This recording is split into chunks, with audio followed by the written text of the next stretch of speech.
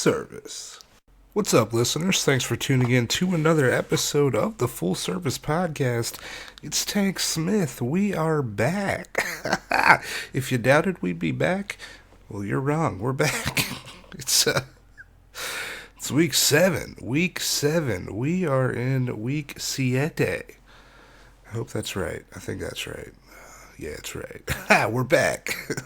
I'm your host, Tank Smith. Thanks for being here. Shout out to last week's guest, Alexis Reynolds. Alexis, fucking appreciate you doing the podcast. If you didn't follow her on Twitter, what are you doing? Her Twitter is at YourGFAlexisR. Give her a follow. If you're new to the podcast, welcome. What's up? Hey, we're doing a podcast. Thanks for tuning in. Keep coming back every Tuesday. We got new episodes. So if you've been rocking with us from the beginning, fucking appreciate it. Thank you. Give us a follow on social media, Full Service Pod, on Twitter and Instagram. My Twitter and Instagram is Tank Funkadelic. Give me a follow if you're into that kind of thing. You don't have to, but hey, give me a follow. I'm excited about this week's episode. I have Seductive Storm. She's this week's guest. She's been an escort for 18 years. She is the CEO of Taken by Storm. She has her own business. She does web design. She does web consulting. She does screening for ladies. She does mentorships. She does photography. She does marketing. She specializes in SEO. She's a mom of 5. I'm excited. This is a fun interview. I did this probably in September sometime. So it was a little while ago. So I've been sitting on this one. This is one of the episodes I released some on SoundCloud before. I never released, so nobody's heard this episode. So I'm excited.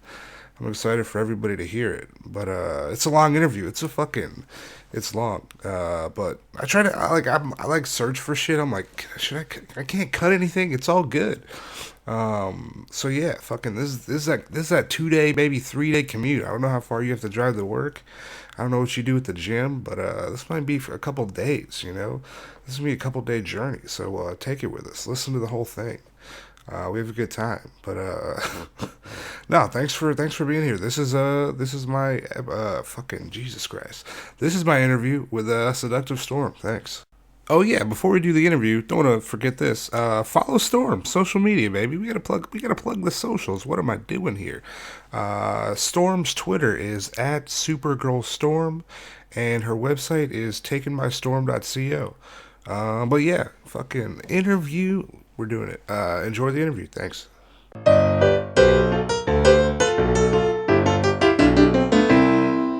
I'm excited. We have this. This is one of my. I'm excited for this episode right here. I'm super excited. I have Seductive Storm here with me today. Thanks for being on the podcast. Awesome. Glad you had me. Heck yeah. I know we've been trying to set this up for a while. I'm glad. Yes, I'm a busy girl. We've been going back and forth like a month trying to set this thing up. I'm glad we're able to do it. And finally I remembered, let me get back to him about the podcast. So. Yeah, I wasn't trying to be like, hey, you want to do the podcast? Strangely enough, someone else asked me to do like a Skype interview this year for the fetish community. Yeah. I still haven't done it. It was like 7 months ago. So consider yourself lucky because he's probably never going to ask me again. Sorry, buddy. Full Service Podcast 1. We won. Your Skype interview 0. Okay. But it might happen one day. It'll happen. Heck yeah! Thanks for being on the podcast. Yeah. We are in Atlanta once again. Are you from Atlanta? Where are you from? I am not from Atlanta. No disrespect to Atlanta folk, but I'm kind of glad I'm not from Atlanta. It's a little crazy. I've been here 11 years, but I still claim and rep Maryland hard. I'm a Marylander. Okay. Nice. Where in what part of Maryland? So I don't want to give the exact city because of family and friends as far as the childhood growth period. Yeah, but I grew up fairly close to Ocean City, Maryland, so I'm a beach girl. Okay. And then my adult life, Baltimore, Maryland. Okay, sweet. Is Baltimore like The Wire? Is it like they say it? Is how accurate? Have you seen The Wire?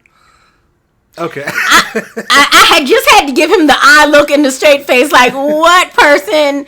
But The Wire will go down in history, like, no doubt, one of the best TV shows ever, no matter where you're from. Okay. So, yeah, strangely enough, when we lived in Baltimore, we did not watch The Wire. When we moved here, The Wire was in its 4th season, and me and my kids became The Wire junkies. Okay. But, yes, Baltimore Street, Gay Street, I think it's Fayette Street, those areas you'll see downtown in the hood, no way other than that to describe it. Yeah. You'll see the blue flashing light cameras on the poles, and that's what's referred to as The Wire. Okay. The wire is the camera and the tapping structure that the police use. So yes, that is really a thing. Oh, damn.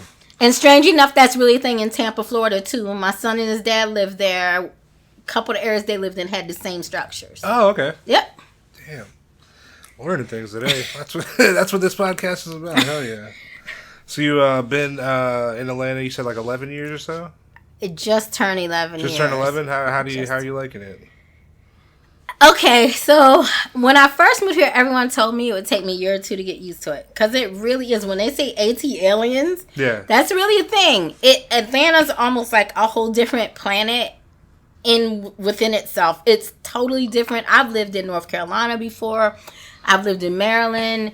And I've lived here, and Atlanta's the only place where I never have gotten used to. Really? I hope no one takes insult to this, but Atlanta is like, one of the things I first noticed with the client base here was they were so used to that whole Southern hospitality thing they have to live up to, that when you ask them to do something and they really wanted to say no, they lie to you for hours. Like, I remember people saying, like, you know, clients who back then, when I didn't know any better, I'd make exchanges with, because I had just moved here, didn't know nobody. So I was like, hey, help me move some furniture, whatever. I give you a session, that kind of thing. Yeah. Ladies, don't do that shit. I did it years ago. Don't do it if you don't have to. Yeah. And all day long, they'd be like, oh, I'm on the way. Oh, when my kid's mom called, like, it was 10,000 excuses. And I bought some weed from somebody who did that shit. And then finally, when I can't go get my furniture, they let me know. The favorite line I get all the time, and I think a lot of Atlanta providers get, is, I just got pulled over by the cops. Classic.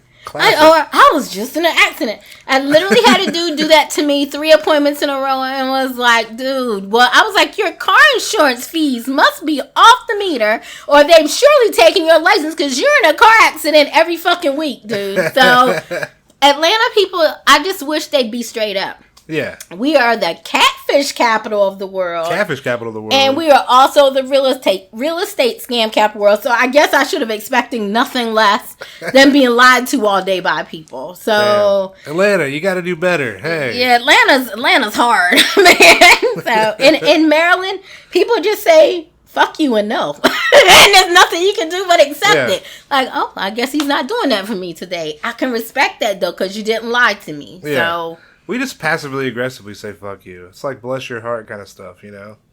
I'll just be like, that's going to be a no for me.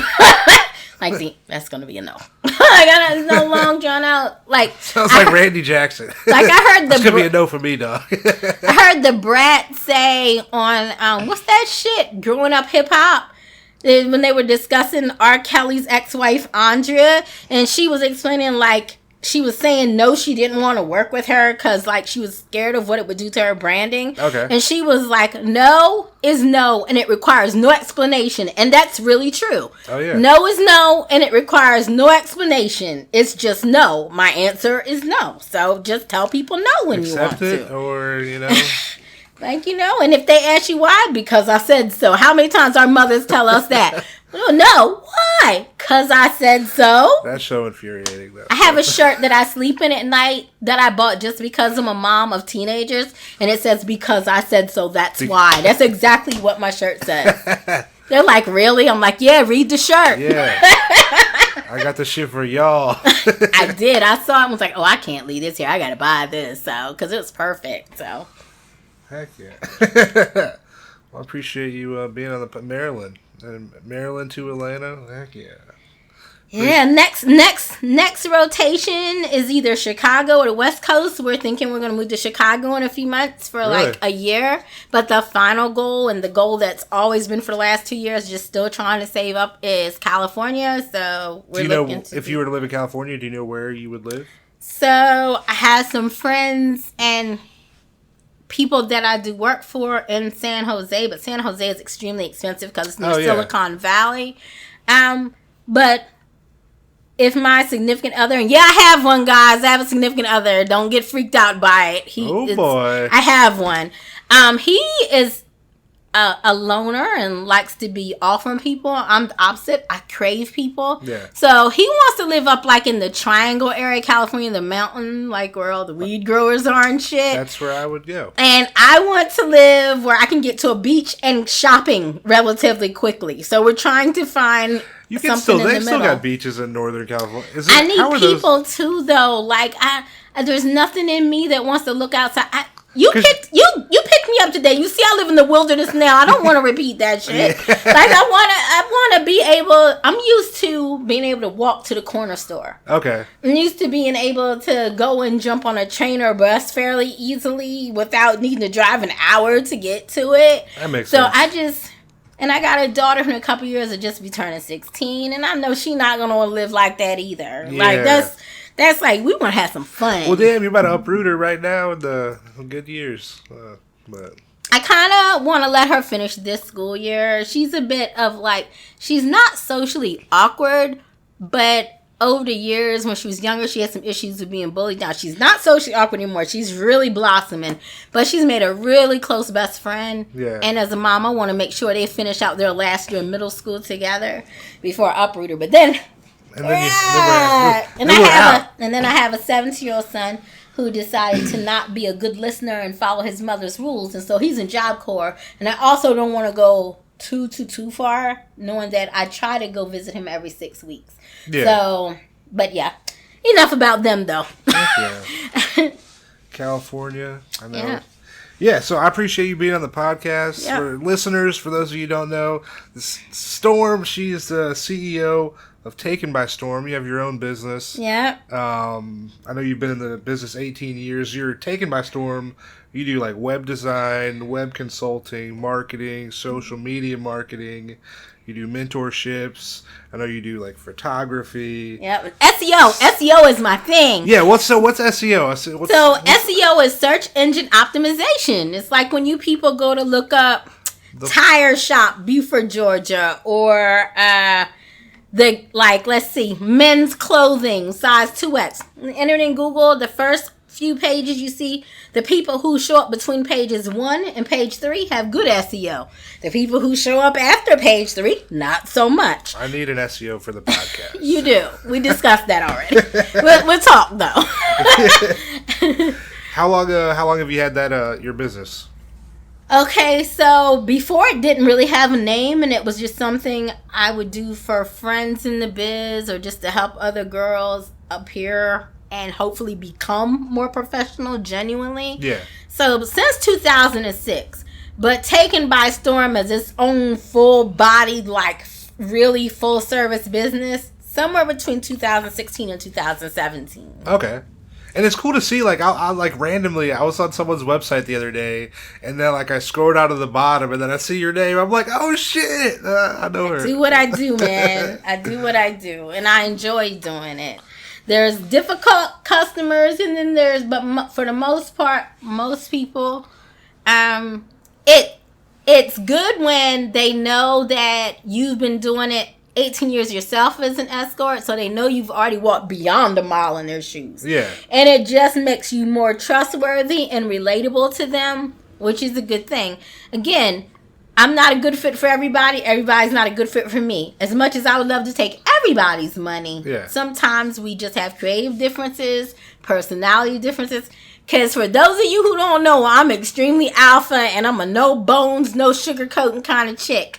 And so you coming to me wanting to be handheld and baby through whatever the process is, it ain't gonna work. It's not gonna work. Unless you come to it that way, but you're also open to the constructive criticism and you can see that I'm trying to help you versus feeling like, oh, she's attacking me. Yeah. I don't attack anyone.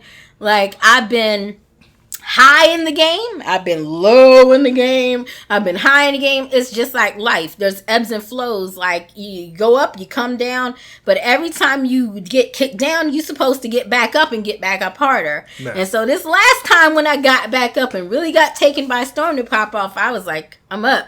And hopefully it stays that way, but I can't guarantee it will, which is why I say I'm semi-retired, because anytime I need to dust them heels off and get that makeup and lingerie case out, it's happening. Hell yeah. And my significant other is probably not real fond of that. I think he loves that I've slowed down quite a bit, but I'm just like, need you to know, before I starve or before anybody goes without here, if I need to answer an email or so that's attached to me and not to that's how it's going down. Yeah. And he knows I've got a couple of tours coming up.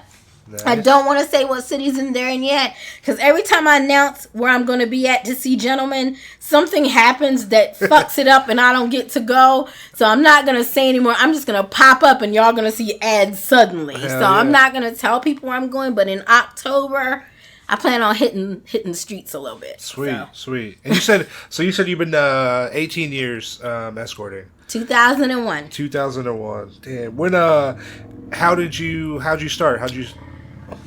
So, for those who do not know, I used to speak more about it, but now after being with somebody 11 years, I don't really speak much about it, but I'm openly and truly, not just for play, bisexual. Okay.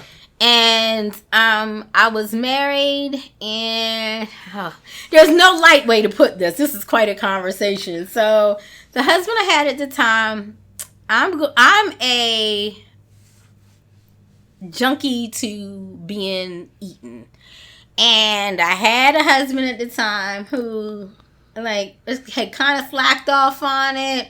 Thought like I'm paying all the bills. I'm doing. It's kind of like that DJ Khaled shit where he said he don't eat no pussy because he pays the bill, so he shouldn't have to. But you should want her to feel good. But that's a whole nother subject, and that's not my household. I don't have nothing to do with that. If she likes it, I love it. But if it was me, hell no. But he was the same way, and he started kind of going out on the road doing construction chips a little more. And my daughter had an Apple desktop, the Blueberry joint at the time, the ones they used to have that looked like a bubble. And I got in that damn, back in the day when Adult Friend Finder's chat room was actually fun. Okay. And you could actually meet people off of it. I'll get pop-ups for Adult Friend Finder. It's horrible now.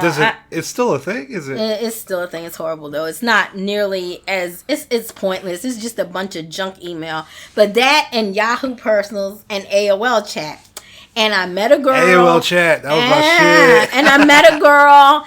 And in my mind, I was like, well, she doesn't have a dick. So it's not really cheating. Was it really a girl, though? It was really a girl. Okay, cool. And it was like, we had a saying in the bi community, like, eating ain't cheating. Yeah. Eating ain't cheating. So he did not see it that way, though, when he found out about it. And the shit hit the proverbial fan. Okay. And so we ended up divorcing. And I was doing GNA and CNA work. For those of you who don't know, GNA is geriatric nursing assistant work. And CNA is all ages and facets of medical care. Okay. And I just was like, this isn't making money fast enough. I don't know if I'm going to need money for a family law attorney. I don't know what I'm going to need money for. So let me get money fast. And I had a cousin years before that. We and her were in the beauty academy together. And she would be talking to guys on the phone. And I'd hear her say, I practice stop. I was like, what's that? Yeah. State tax on pussy. And I never forgot it. Like, it stuck with me throughout my marriage. I never tried it. but it stuck with me. So when me and that girl got an apartment together using income tax money, you know how everybody does when you're younger. You get your income tax money. Yeah. You don't have shit saved up for month 2 or 3. But initially, I allowed you buy your kids stuff. You go to the apartment, you get some rent-a-center furniture. I've fucked with them in years. But I know it's still a thing that people do when they get errands, all that. And Aaron, my roommate. And so, like, I did it originally just to have enough to get more money to move. And because she and I needed a light bill paid, and I think it might have been AOL chat or some local chat for the city of Maryland we lived in at the time. We posted that we needed a light bill paid, and there was 2 black girls. And this white dude came over with $400 to help us pay this bill in exchange for all the, like, 15 minutes of my time. I was like, I'm working 16 hours in nurse home. This shit is fucked. Yeah. Like this is the way. And she didn't agree to it at first, like, because I think in some ways we were raised similar, but she had a lot more hang-ups about really still sticking to that moral code than I did. Okay. Whereas I was like, I'm pretty. I don't see any problem with getting paid to be pretty. Yeah. Because I've been, for all intents and purposes, fucking out of both pant legs for years for free and not having nothing to show for it. Yeah. So, and for me, being an alpha female is just a way of me controlling my sexuality too. Like, I think people try to shame sex workers, but I'm like, why? Because y'all are absolutely fine. You used to see it a lot on Craigslist personals when they were up before they shut that area down. Yeah. And the guys would be real mean. Everybody on here's looking for pay. You know, you fucking whore, da-da-da-da. But you're okay with the girl who's willing to fuck everybody on this list for free? But it's a problem because I'm trying to get some rent and some bills and, you know, some car insurance and shit paid. Like, y'all are bugging.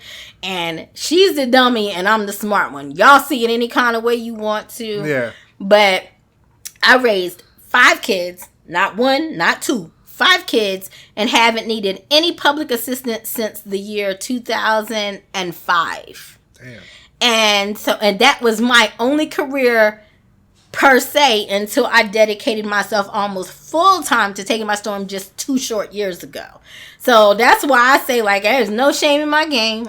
Whatever. You feel how you feel about it. I feel about it. Because I feel like the whole notion of the word whore, the whole notion of the word prostitute, all of that is something men made up to keep women under their control. And then my favorite thing to tell everyone who's a Christian, because I am, and I know that messes people up, like, oh my God, you have religion? Yes, I do. In fact, 2 of my kids have biblical names. Jesus fell in love with, and according to some people was even married to, a harlot. What? Really? Mary Magdalene was a hoe. Really? You don't know? You didn't know that? Maybe. I don't. He found her out there, and she showed him kindness by washing his feet. But she was that little town he found her in. She was their high-end courtesan. She was who all the rich gentlemen laid with. Oh, wow. And he laid up with her. So if Jesus could lay up with one of us, I'm not ashamed of nothing. Everyone kiss my ass. Is that John the Baptist's mom? No. Okay. I don't know that they're trying to say that him and Jesus. They're trying to say on the History Channel the last couple of years that they had a daughter. That Jesus' heir was actually female, and that she kind of hid her away so no one would ever know who she was. But yeah, anyway, Jesus laid up with one of us. What up, Bible? Hey. If you like to read the Bible out there, I know you should subscribe to the podcast. Come on. Jesus. WWJD. Jesus would 100% be subscribed to this podcast. I think Jesus and God care more about who your soul is than what you are. That makes sense. And I think that the Bible was even written by a bunch of men who wanted to twist the narrative and find a way to control other people. Oh, I mean, that's, yeah. I believe in God and I believe in Jesus, but I've learned to take 50% of what the Bible says is truth, and the other 50% is a scratch on the head, like, I don't know.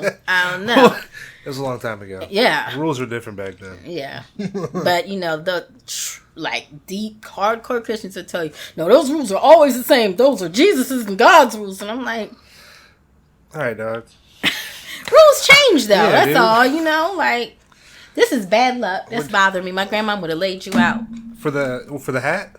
Hat on the bed symbolizes death. Don't put your hat on the bed. Damn. I'm yeah, sorry. that's that old grandma teaching right there. What about a Jimmy John sub on I think that's okay. That's okay? I don't think that's personally related to you. But don't Okay. put your hat on the bed. Oh, Just like a woman's not supposed to put her purse on the floor, else she'd be broke. I've heard that before. That definitely sounds like a grandma thing. Too. Yeah. I do it all the time, though. My purse is still on the floor now. But So when you first started out, where were you? Was it what kind of like where were you advertising at the beginning? Was when I like, first started, the perfectionist that I am, I went for the gusto fairly quickly. The internet thing had just started popping off. So for other girls who have been around as long as me, we remember when you could clear $1,500 a day off Yahoo Personals before they switched it to Match and came up with all these crazy, you can't be married and be on this site rules and all that other stuff. But yeah, Yahoo Personals was great. And after Yahoo Personals, my real bread and butter was Eros. And I still have a little bit of a love and hate relationship. I think most of us do with Eros. Like, they have some crazy rules. I understand why they have them. But as I have emailed with emails attached from other providers, because I asked for everyone to give input so I could send it as a group email, so that it wouldn't just be my voice they heard. Yeah.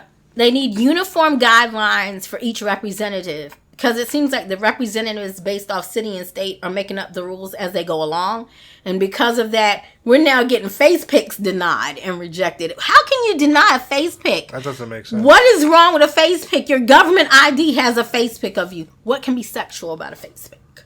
Damn. Unless she's sucking a lollipop or something. But I mean, if it's like the standard, normal face pic, how can that be an issue? Like, I don't But yeah, a lot of the girls who I deal with come to me, need me to write Eros ads that will go through, because like I will see a lot of people getting kicked back. Their ads, like they'll be like, "Hey, I tried to put this it has on to be vanilla. That shit needs to be almost as vanilla as if you're writing it for Plenty of Fish now to get on there. It really almost can't even sound like what it really should be. Wow. But yeah, Eros, Yahoo Personals, AOL chat, Black Planet back in the day. Black Planet. But my main breadwinners were definitely Eros and the BigDoggy.net, which was TER's biggest competitor as far as review services went. Okay.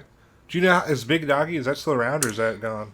Big Doggy took itself down when the FOSTA SESTA thing happened, and I was sorry to see them go, because I thought they were going to be kind of like, well, I've never known how to say it, Essie or Eki. All girls pronounce that differently. Heard it, yeah, Eki, I think. I say Essie. Eki just looks like it would be Essie. I don't know why we're saying it's Eki, but whatever. They went down for, I guess, 4 or 5 months, and they came back. Okay. Indies didn't go down, but they revamped to make themselves look more like social media for companions. Okay. But yeah, I was hoping Big Doggy was gonna come back. For the record, y'all all know me. I don't want to appear to be a traitor or hypocrite. Y'all know I hate review culture. But if I had to put up with a review board, Big Doggy seemed to be the less trashy. Big Doggy's where it's at? Oh, the less trashy of them. No, none of them are where it's at. None of them are where it's at, because I feel like grown adult men shouldn't need review culture to make up their mind, because the problem with it is your experience cannot be exactly replicated as somebody else's experience. Because we might have a different chemistry. Hell, I might not even be in the same mood I was in on that day. Yeah. I don't know. I could have eaten something for lunch. My tummy might be hurt. Like, there's all kinds of things that can go into it. I'm still going to do my best, but it's unfair to have people, like, writing reviews. Like, yeah, you write reviews for restaurants and hotels and things. Yeah. Because they have a standard way of doing things that they teach you in the guidebook when you get hired. But we're people at the end of the day. And the clients who come see us are people. So the two things can't be exactly the same all the time. It's not going to be the same. And then a lot of people, review boards were set up to belittle and degrade girls who didn't do exactly what people like and other assholes wanted them to do. They weren't set up to be good to us. They were set up to bring men in, to make them pay for memberships, to give them a little dirt to read, to keep them paying for memberships. That does make sense. A guy you can get dudes to pay for memberships. And then like the last 10 years, it turned just into retaliation, blackmail, extortion of people who never even met you, but can get on there and make pretend that they met you. Because if they read enough of another person's reviews about the location, about what the rate was, about your looks, they can write up something that sounds like they really met you. And my issue with review culture was, like, for instance, TER would not let my good reviews go up because I'm an ebony BBW and they don't like either very much there.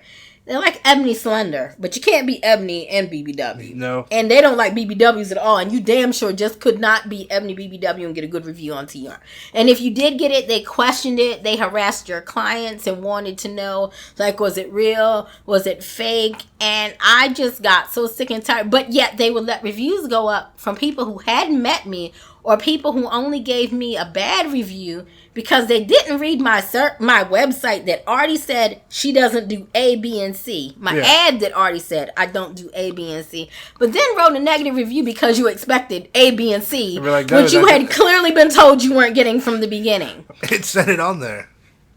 So I hate review culture because I feel like you should get to know someone based off of their website, their social media, and their blog. Blogging is a great way to get to know someone. Definitely. And I just feel like that's how you should get to figure out if they're going to be right for you. Because for all you know, the dude who saw her before you might have been an asshole, and you're not an asshole. Yeah, that's so you and her might get along perfectly. That's why the experience was what it was. Yeah, like you and her might get along perfectly, but I just feel like guys are still caught up in high school locker room mentality. Like 40 and 50-year-old men should not need the opinions of other people to decide who to see.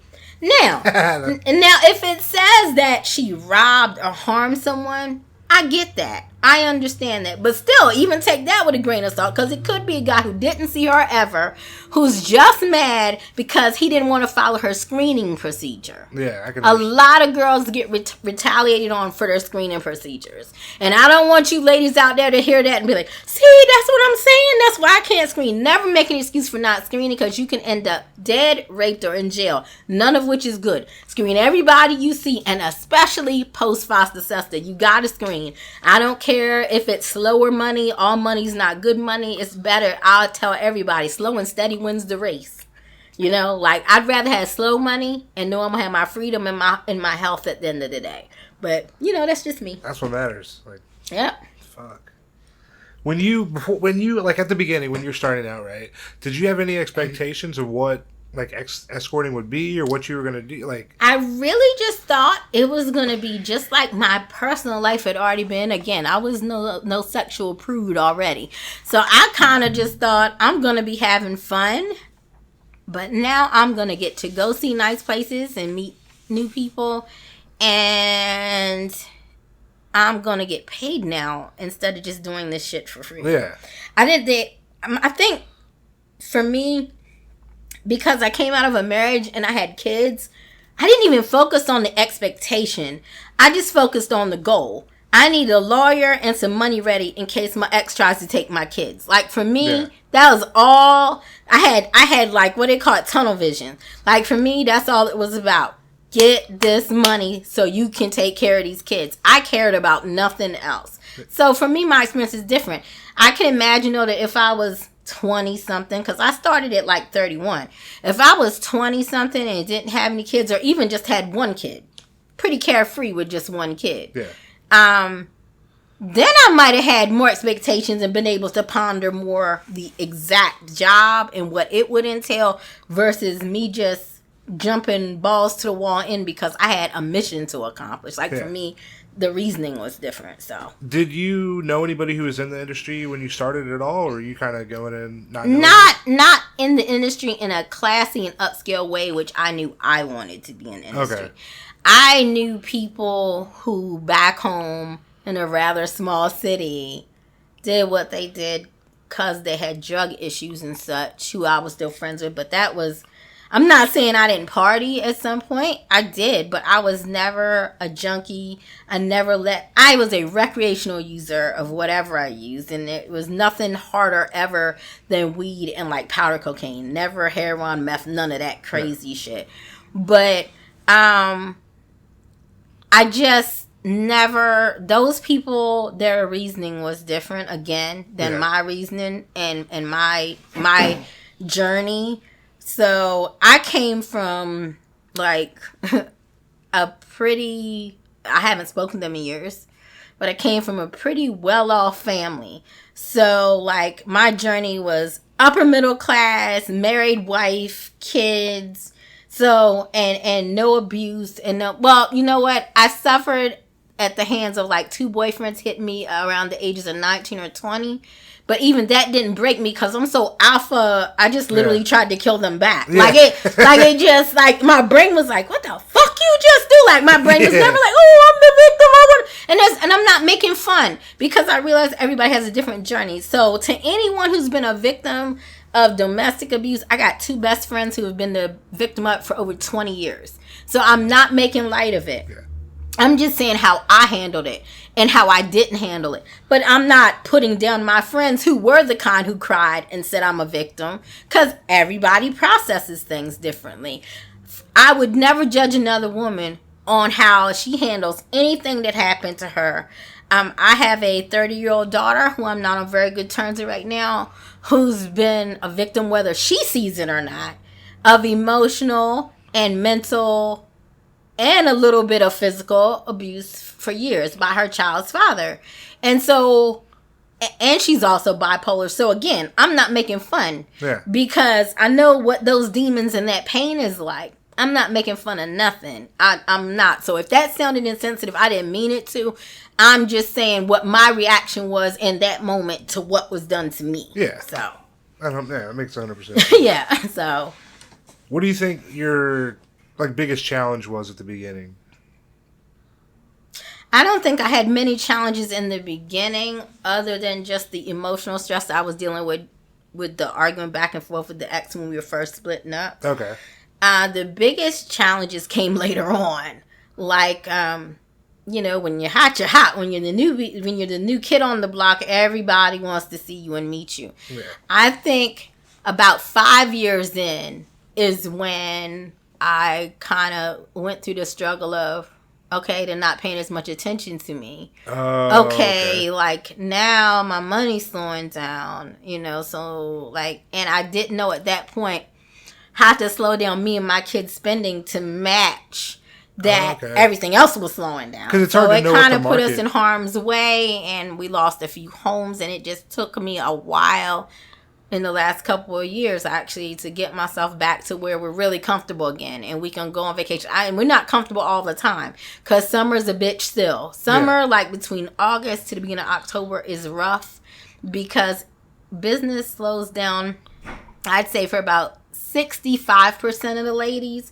And those ladies are who's paying for websites and assistant work. So when it slows down for them, it slows down for me too. That makes sense. And those, unfortunately, are the same months that I need the most money for family vacay and back to school stuff for my family. Shit. So it's like they happen at the worst possible time every year together.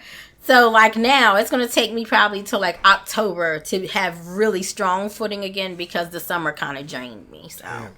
And everybody's on vacation. Everyone's traveling. It's just like the summer's Yeah. And just to the market I'm in, a lot of guys in Atlanta don't realize that a lot of girls live in Atlanta, but they don't work here.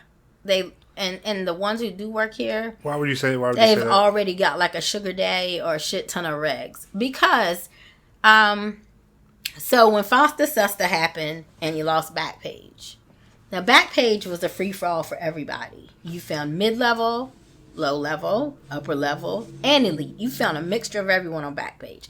Although most elite girls would love to tell you they never used Backpage, but all of them did. Yeah. At some point in time, because in certain cities, guys don't know about arrows. In certain cities, guys don't know about Slixa. Yeah.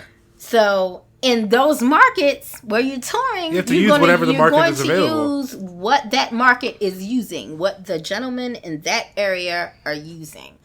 So when that went down, everybody felt it. Even the little prissy missies who thought they wouldn't feel it because they were above everyone else, they felt that shit after a while. They might not didn't feel it as soon, but they began to feel it. But what it did was, and I'll admit begrudgingly that I too was one of the ones bitching and complaining and saying I wish, and I realized now I was wrong. I wish that the girls who had been like on Fulton Industrial in the streets of Atlanta had never come on to Backpage and to other sites because they drove the market down.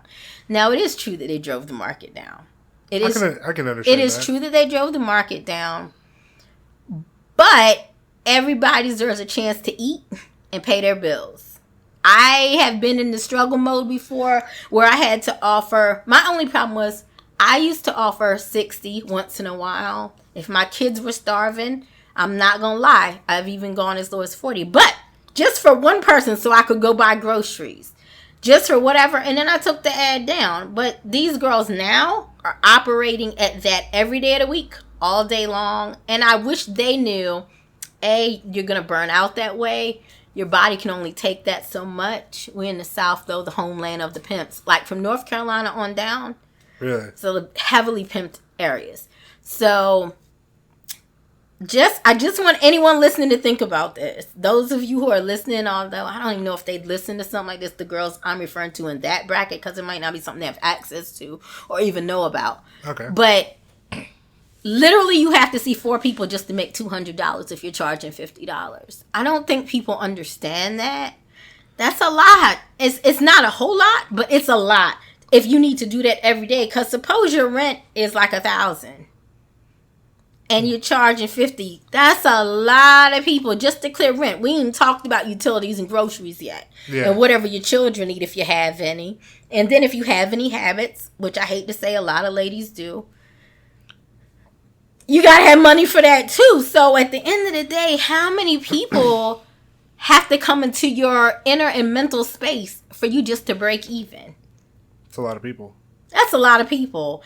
And so I try to teach girls like, yo, at least set the rate at 200. And again, people are like, well, we remember when I know you remember. But you know what? I never stayed there. Y'all get comfortable there. And because their phone is ringing like this, you think that's cool. Like, oh, I'm making money. You're working dumb, though. You're not working smart. You're working backwards. Work smarter rather than harder. Right. Yeah. I used to have, and if any guys are listening to this might turn them off. I don't know, but I'm going to tell the truth. I'm going to speak my piece. So when I first started, I used to tell girls, divide your hour into 4 sections. 15 minutes talk and get to know each other. 15 minutes rub him down, massage him. 15 to 20 minutes of what he came for, and the last 15 minutes rub, massage him, and talk to him again. You spent a solid hard 20 minutes working your body to the core. I used to tell everybody that, and nobody who saw me was unhappy with it because they felt like I saw them as a person. Yeah. They didn't feel rushed. They actually felt like, oh, she took the time to get to know me. She talked to me. Oh, she gave me a nice little rub down, like she set the mood. See, a lot of people think, and there are some guys who don't get it too, and they think, no, I need to just be pounding from the time I hit the door.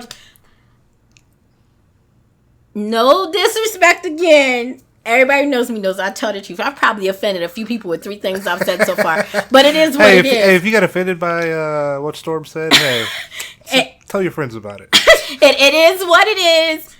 If a guy only wants to pound me and has no interest in even remotely having some small talk at first to make me comfortable, I don't want to see him again. Yeah. I don't want to see him in the beginning if I know. I want to have a conversation with the person that I'm about to see. It breaks the ice. How's it going? It breaks the ice. How can your body get turned on when you literally just walked into your clothes off and didn't even say hello to each other? I don't get it. No. I know some people operate like that. I've got girls who I've been mentoring who I've been trying to talk out of that mindset. But habit is habit. And there's some times when I mentor girls, I just have to throw the towel in and be like, all right, washing my hands of it. I tried for at least a year to help. And if you're determined still to be part of... Again, pardon what I'm about to say. I swear I'm not part of the hierarchy committee. Not part of the hierarchy committee. But if you want to be ratchet and that's your wheelhouse, I can't help you with it. You got to go talk to somebody else. I told my boyfriend yesterday, like, I wish I could bring on a girl to help mentor the ones who want to be ratchet, who understood what that wheelhouse was. Because I've never been ratchet. I don't understand it, so I can't teach it to you. That makes sense. Okay. Like, I don't understand how to teach you to be successful at busting it open every day and twerking all day. I don't know how to teach you that. Because that wasn't your path. That wasn't... That's not... I believe real gentlemen of caliber who are worth spending my time with, worth a girl who I'm mentoring spending time with, wants to behave like a gentleman. And he wants a girl who knows how to be a lady if he wants to go to dinner or outside of that room. And then he wants you to turn on the hoe when you're in the room. But he don't need you to be the hoe the whole time. And I just feel like a lot of girls, especially now, because it's harder to get money, because a lot of guys don't know what sites to look on. So you got a lot of people doing anything they can to get a phone call. Putting pics up of just... I don't know if any of you are familiar with Skip the Games. I talk about Skip the Games a lot. I'm not a fan of Skip the Games. So I tell everybody, hey, if you need ratchet, if ratchet's your wheelhouse, because some dudes are turned on by ratchet, and that's fine. Or some guys can only afford ratchet that week. Maybe they go see High End Susie once a month, but they got an itch they need to scratch today, and all they looking at their wallet, they got $60 or $70. Yeah. Skip the Games and mega personal. First off, if you got $60 or $70, you're trying to get escort, bro. You just got to save that money, dog.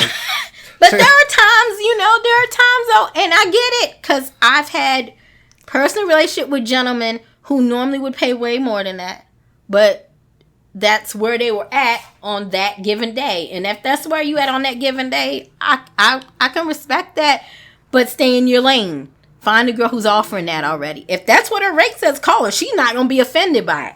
But don't call me and you see I'm saying $300 minimum and then want to say, you got any 50 or 60 specials? No. But my thing is, I tell guys, hey, because I'm a helpful bitch, here's where you can go. Skip the Games or mega personals. They got you all day long. Sometimes for shits and giggles. How does somebody make the transition though from like Skip the Games to being someone? But here's the thing. There's all different types of us that advertise on Skip the Games. Skip the Games is similar to, say, Backpage in that depending on where you are. In Atlanta, it's a pretty well-viewed site. And Kentucky, Tennessee, Skip the Games is where it's at. And I post on there, but that doesn't change the caliber of my photos. That doesn't change the caliber of my professionalism. And that doesn't... So you can post there. Yeah. No matter who you are. I think you just got to be prepared for the fuck shit that's going to come into your phone. Yeah. And for your text, but you can also find a couple of diamonds in the rough there. There are going to be some gentlemen who just went on Google, SEO again, and typed in escorts, whatever city and state they're in. And Skip the James was one of the first things that popped up, so they clicked it. Especially if they're business travelers, they clicked it. That makes sense. And actually, if he's a businessman and he's looking for more classy and you're like the only classy thing on there, you're going to get his money. So that's not a bad thing. Like, it's... relative. People look at it as, oh no, I'd never advertise on Skip the Games. It's so beneath me. And that's true in most cases. But again, if you're surrounded by a sea of ratchets, again, no hierarchy. It's just a term that's commonly used. If you're in a sea of ratchets and you are the only filet mignon on that board, and he's a filet mignon guy, he's calling you. And so that's not a bad thing. That's true. People just so worried about, oh my God, well, if the other high-end escorts that I associate with see me there, oh my God, what is going to happen? I'm going to be cast out. Half of them have posted there before too. Just stop it. You didn't see it when they did it, but they did it. Yeah. I don't do it often. Again, for me too, it's about SEO for me. I post a lot of places that I'm probably never going to get a customer from. But I just post because I know it's going to drive people to my website, which is going to help me.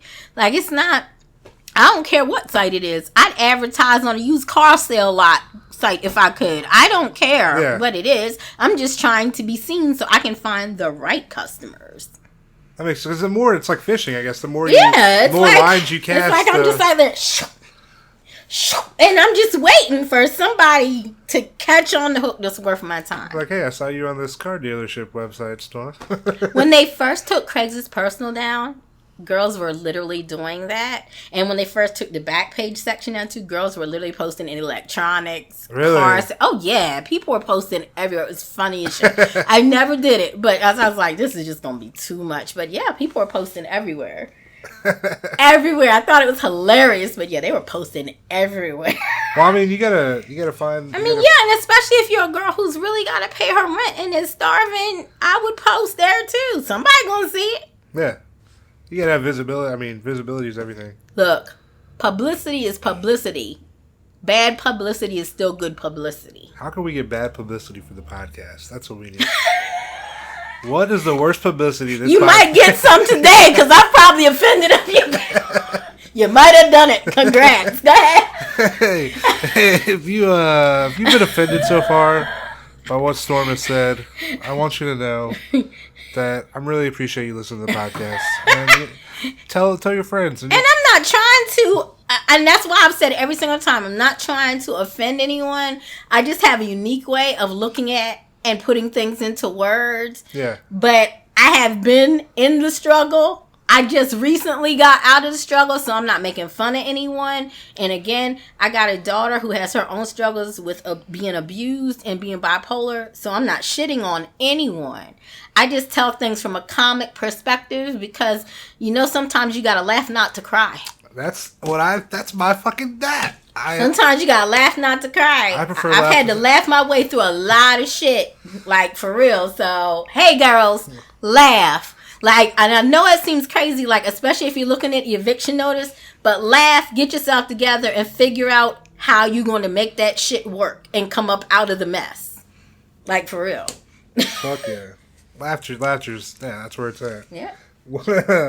When you started, were you able to tell anybody close to you that you were doing it? So, I never hid my face. You've always had your face in your ads the whole time. Only time I hid my face was after my second arrest. And I hid my face for all of a week because no one was calling me.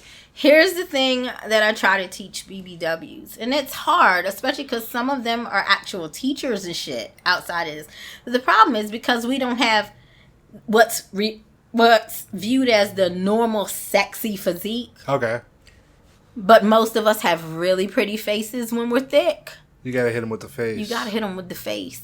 And it sucks because there are some girls who I've, done website work for and stuff who cannot show their face because of their other work, their other jobs.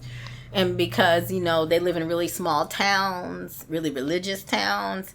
And I get it, but it sucks because as a BBW, showing your face is like almost a requirement to really, really, really get good business. Unless you have some body feature. Now, there are some BBWs who have such huge butts, but they have something that stands out enough to where nobody cares about their face. But I'm like the more average butt BBW. Like, I ain't got no booty you can sit a Coke on and it's going to stay there or nothing. Like, I don't have extra large boobs. I'm busty, but I don't have, like, melons. So, and I'm only 5 feet tall. So, yeah, I'm going to have to go with the face and personality first. I got to lead with my face and personality to draw people into me. Did you ever have, like, because you show your face, did any people see your ad and be like, hey, I know, like... I had a neighbor text me that lived next door to me about 2 years ago in the middle of the night. My boyfriend was sleeping. We were like sitting there and he texted me and he was like, he said, hey, you live next door? Our kids just played the other day for July 4th. I just saw your ad and I was like, fuck. And the same house. This house. Was it a lady or a guy? It was a guy. The guy reached out. Yeah, this particular house just seemed to be crazy. We had a flood. And the plumber who came to, do the deep cleaning and also to clean the carpet, he's like, you don't remember me? I'm like, no. He said, I saw you, 2 years ago when you said so. I was like, oh, shit! So, and I was grocery shopping. Was he disappointed you didn't remember? I don't know, but, I don't know. But I was like, shh. Yeah. Because, my boyfriend knows what I do, but he gets weirded out when people recognize me. Yeah. So, and he's home, and I don't need him hearing you reminding me of whatever happened between us. Yeah. Most recently, I was in Ingalls about 3 months ago, and this black dude I saw him looking at me and smiling at me, but that's not unusual. Even people who, I could give you stories for days of all the times people have, we'll start here and then I'll go back. All the times people have done crazy shit when they saw me. Like, oh wow, we got a horn blowing, guys. Shit, we got an alarm going on. Okay. All right. Yeah. So he literally, creepily, I was pushing my cart and he came up and tapped me on the shoulder. He's like, hey, you're Storm, aren't you? I've seen your pics forever on Games One. Always want to come up and see you, but like, damn, it's nice to see you in person. Can I get a hug? And I get a hug, motherfucker? I was so freaked out. I was like, I hugged him and I was like, but don't ever do that again. Yeah. I was like, don't ever. I had one when I lived in Akron, see me walking home with groceries, literally pull up like how the feds pull up. Yeah. Jump in front of me with his car and block me. And be like, hey, Storm, I tried to see you, but I couldn't pass your screening. But I hope now that you see me, you'll know that I'm... No, now I think you're crazy. Now I think you're crazy, and now I'm never meeting you, because now you've crossed all kinds of lines. But to answer your question, probably within about 6 months of me starting, my ex-husband, his girlfriend, and my older children began figuring things out. Yeah. And just very recently, my 14-year-old kind of came into the loop and figured things out, too. So... How do they react? Those closest to me, no... Here's how my children have this philosophy. They've never seen me act anything less than ladylike and classy. They've never seen me do anything less than cook 3 meals a day, help with homework, do what I'm supposed to do. I put it this way. Even when I was married, my children never even saw me and my husband kiss in front of them. Hand holding, yes. My kids have never seen me be overtly sexual in front of them, even before I came into this lifestyle. So... They've never seen me be anything. Do they like what I do? No, but only because they worry about my safety and they worry about me getting arrested again. But not because they have real issue with me and my choices, but because they're worried about the rest of the world doing stuff to me. That makes sense. Yeah. Like safety is that's one of the most important things. How do you, I know screening is... So I can't give y'all my secrets. I don't want to know. I don't want to know how you screen people, but you have to. Yeah, you screen people that you see. What I screen people professionally. Yeah, that's what you do is screen people. Yeah. So you offer it for your business, but then also when you I'm sure it took a little while at the beginning. Did you have the same methods that you do now? So we did not have to screen. Nobody screened probably till like 2004, I think screening became a thing. And back then, screening back then just consisted of making them talk to you on the phone so you could make sure you didn't hear police or radios in the background. Okay. Make sure you didn't hear 2 men in the car instead of one. And provider references, which is still a thing. Do you take provider references? I do not, because the first time I got busted was off the Big Doggy review board. Really? The second time was from a well-known member of TER who had about 25 okays and good reviews, and he was undercover. And they know we take provider references, so they see a certain group of girls and never bust them. Yeah. And then they bust the rest of us from using them as references. So me, hell to the no. It's a no for me unless it's a personal friend, like a girl who I've gone out with, gone to the club lunch. We might have even shared in-calls before. I might take references from them, or maybe even some of the girls who I do work for, because I know that they're screening correctly because I'm doing it. Yeah. But outside of that, hell no, because it's just too easy for them to get away with infiltrating. Because they're all within the boards. Like, they literally get in the boards just like any other guy does. Damn, yeah. The only thing I can see a provider reference might be good for is if he's violent and a rapist or a rob kind of guy. I can see where the provider reference thing might come in handy there. But if it's the police, their provider reference shit is just of zero consequence.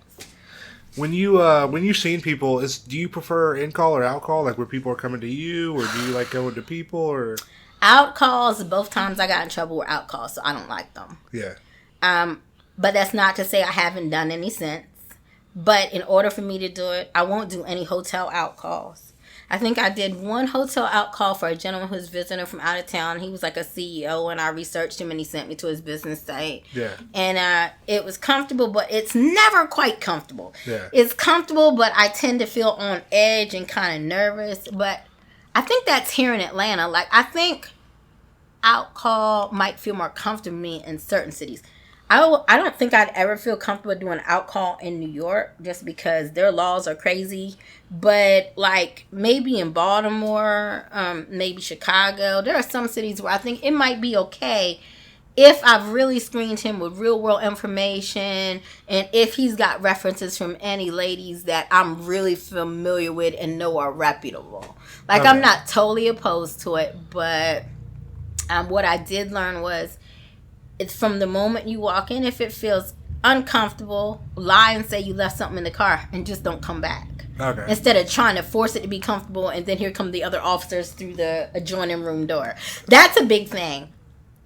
Never, if you go to a hotel, it could be coincidence, but in both my experiences. Yeah.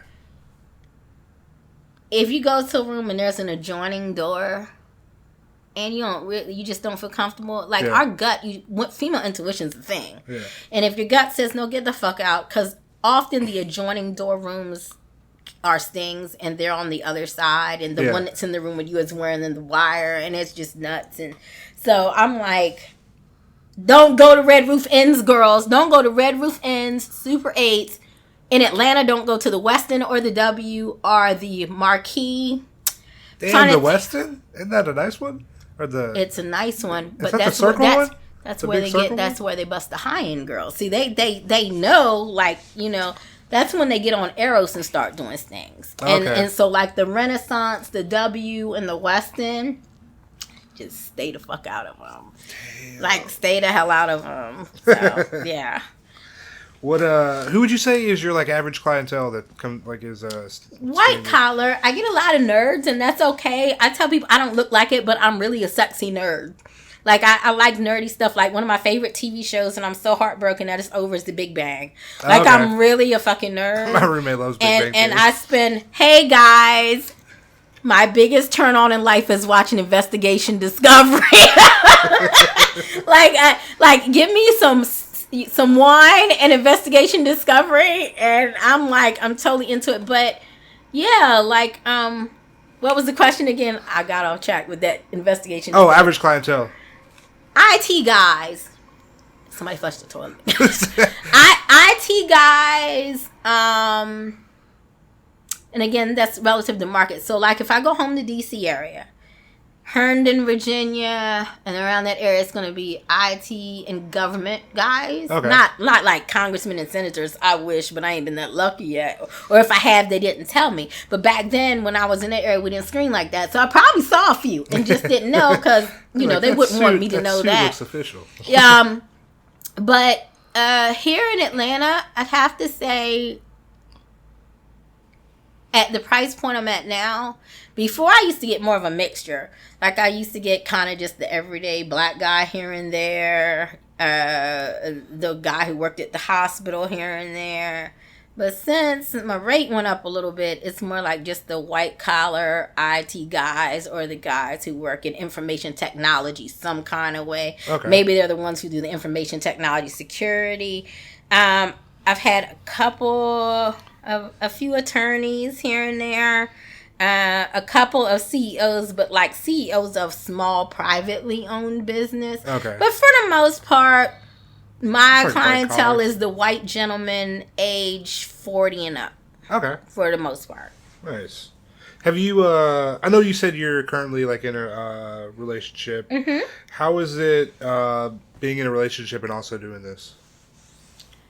So in the beginning, he didn't think he could be in a relationship at all because of my profession, but it's kind of weird because he met me because of my profession. Yeah. He was a customer.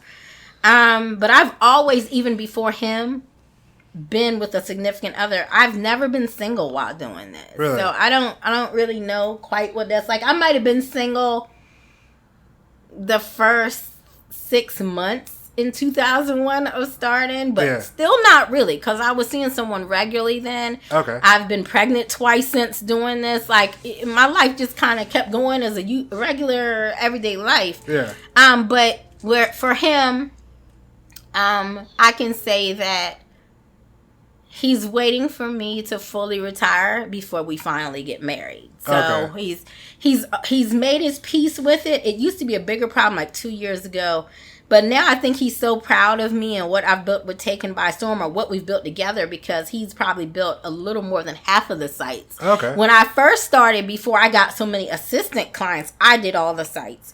But once I took on assisting and marketing for people, I didn't have as much time anymore. And so to keep everybody's things on schedule, I'll tell him, hey, do this for me. Yeah. And so that's kind of, and because he's who taught me how to do web design, so it wasn't a problem for him to like kind of just pull it back in. But I have a vanilla web design company too, but I won't say it here because a lot of these girls also have vanilla businesses, and I've done their sites for both. Oh, sweet. And that's why I had to make up the other company, because I couldn't put Taken by Storm in the footer of their vanilla site. Yeah, that makes sense.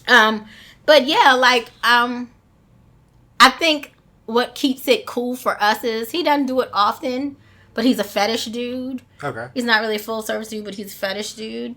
And so, I guess is my way of appeasing him for putting up with me and my shenanigans ever so often. He's allowed to go out and see someone. Oh, and nice. I think that, I guess that's where we meet in the middle. Yeah.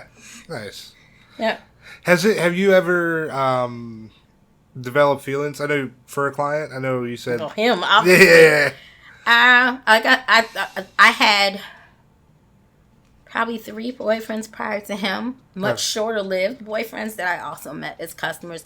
But I don't think that was so much genuine feeling as the need of stability in a new place. I hadn't been in Atlanta very long, but with him, it was like for real, for real. Nice. With them, it was more like, I like you, like it's the good friend who's got my back and pays shit for me, but I don't think it was like, man, like I really feel some kind of way when you're not around. Like I really, like I didn't have the desire to be loyal to them, like I have the desire to be loyal to him. Okay, that makes sense. But because I'm an alpha and I'm an Aries, I was extremely jealous when they saw or touched anything while I was still doing me. But, you evolve. STDs. How common do you find STDs to be? So, I think most of us, there's that 20%, and especially post-FOSTA and such, that might even be a little higher, of girls who have found themselves in such financial straits that they might be willing to take the risk of the bear stuff. And I think back in the day, all of us had what we referred to as the boyfriend client, the 1 or 2 special clients who we allowed that with. But I know in like the last 15 years at least, most people stopped doing that. Yeah. I would say it's very similar to being in the porn industry in that your body is your commodity and your reputation. And so I'd say we're probably tested and take better care of ourselves than most of the people. It's the same thing as saying, all these girls, like on Craigslist, all these girls on here, they're hoes, they're charging, and all of them have STDs. I remember to see that post all the time. We'd be like, nah, that's wrong. The girl who's doing it for free and not getting checked out is the girl you better be worried about. She don't have nothing to lose. We got our whole productivity and business it's your to livelihood. lose. Yeah, so no, I think on a whole, I bet that regular civvy girls test dirty way more frequently than we do. How often do you get tested? For me, it's like 60 days, and I think that's about the norm. But again, I'm semi-retired. Yeah. I might see 1 to 2 clients every 60 days if we're lucky. So, but if you're really busy and you have a heavy rotation, and most of your clientele is full service. Like for me, I've always advertised full service, and I don't have a problem with it. But for at least the last 10 years, most of my clients have been my prostate massage guys. Okay. Or just body rub guys. So, and I used to fuck dudes up, especially when they're trying to insult me or flame me for being a sex worker. And I'm like, yeah, I only sleep with like 15% of my clients, though. Yeah. Like I could have a 10 client day and only sleep with 2 and still clear $1,500. Back in the day when things were good. Now, this is prior to Foster, Sesta, and all the bullshit. Yeah. But people assume that being an escort is exclusive to full sex, and that's not true. There's plenty of us who rarely do that. And I'm not, and again, no problem with those that do, because I had some clients who, like, they wasn't going to come see me if it wasn't that. But I'm just saying I had way more clients who, that's not quite what they were looking for. So, you know, but yeah, if you are really, really full service frequently all the time, and I work for people who are, I mean, I don't know how often they get tested, because that's out of my assistant wheelhouse. Whatever they do privately with their doctors, I don't know. But I would hope if you're that active that you're going every 30 days. But I don't know. I don't know what they do. Okay. Female condoms. You ever use female condoms? No, it looks like the most complicated shit in the world to me. I got friends who swear by them, but I'm just like, yeah, I'm so good on it, because I'd misuse it and it wouldn't even catch what it was supposed to, and it would just be a mess. So no. What up, Magic? Shout out to Magic. She gets a shout out every episode. Does attraction play a part of seeing a client at all? I think the only times that ever mattered to me was when I was in like a lonely, kind of depressed state, like had kind of gotten into a slump and really gave a damn. But for the most part, no. What matters most to me with a client is that they follow my, guidelines and procedures, and that they're respectful and mannerly and mature when speaking to me. Yeah. And that they have the damn donation I asked for without haggling me. like for me, we're good at that point. Like I don't want to have to deal with someone who's 40 who's acting like he's 10. Yeah, that's. I don't. Now, at the same token, like if you come in and you get undressed, because I worked in medical and I see stuff that looks like it could be contagious, we're going to discuss it. I will right then on the spot ask questions. I'm not going to try to suffer through none of that. Yeah. I'm going to ask you, because I got a family. You're like, hey, dog. Yeah, like, what's that? That nigga looking interesting. Like, what's that? I have had people, hey, guys, hey, y'all, look. Hey. I wrote a blog about this a few years ago, and I'm going to address it here. Smegma, it's a thing. Look. I feel like everyone should be circumcised, but if you're not, if you're sporting a natural turtleneck, okay, but please pull it back and clean. I find, again, not trying to be offensive, I find that Spanish and Irish clients are the worst at that. Irish? Yeah. How do you know they're Irish? Like they're redheads? No. Usually when men have a lot of body hair and stuff, I'm intrigued by it because I like hair. Okay. And so I'll say, hey, what nationality are they? They'd be like Irish. And some of them still have their Irish accent too. Like shit. Like actual Irish. Yeah. So I'm just like, I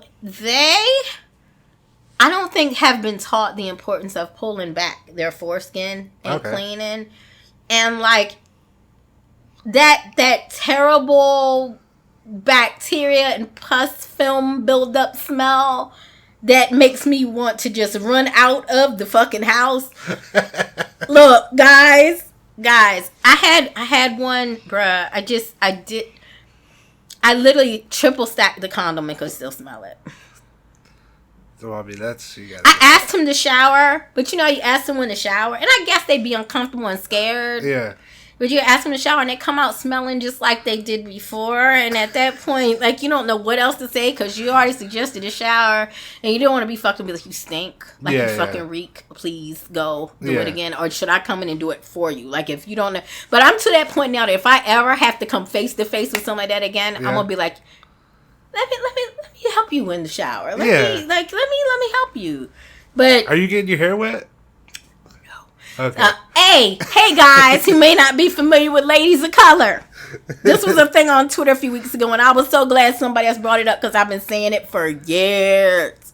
Look in our personal lives, if we're with our actual man, boyfriend, hell, even a Tinder date, and we're not doing nothing else the rest of the day or the next day, we don't care if our hair gets messed up, okay? But if I'm working, and this is a job, If I'm working and I literally took time to put my face on and put my hair and shit together to meet you, and then you come in talking about, can we take a shower together? The answer is no. It's no. Or I might get in there, but I'm going to make sure I'm standing back far enough to rub you, soak your back. But all that, what you saw in the movies is not happening unless you're going to pay for this hair. Yeah, that makes sense. And this makeup. Makeup's not cheap, dudes. It's not. Makeup's not cheap. And hair definitely isn't cheap. What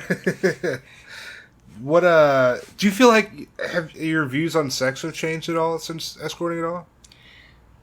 So, my grandmother was rather prudish about sex, but she taught me something that I took in a way I don't think she quite meant for me to take it. She said, what's good for the goose is good for the gander. For those of you who don't know, the female goose is the gander. And what that basically means is, to me, whatever men do, I should be able to do. If a young man can run around and sow his raw oats till he figures out his life, guess what? So did I. Yeah. And so I was already very free-spirited and very spontaneous in my sexuality long before this. I tell people all the time, it's going to sound really bad. I hope my family never hears this podcast.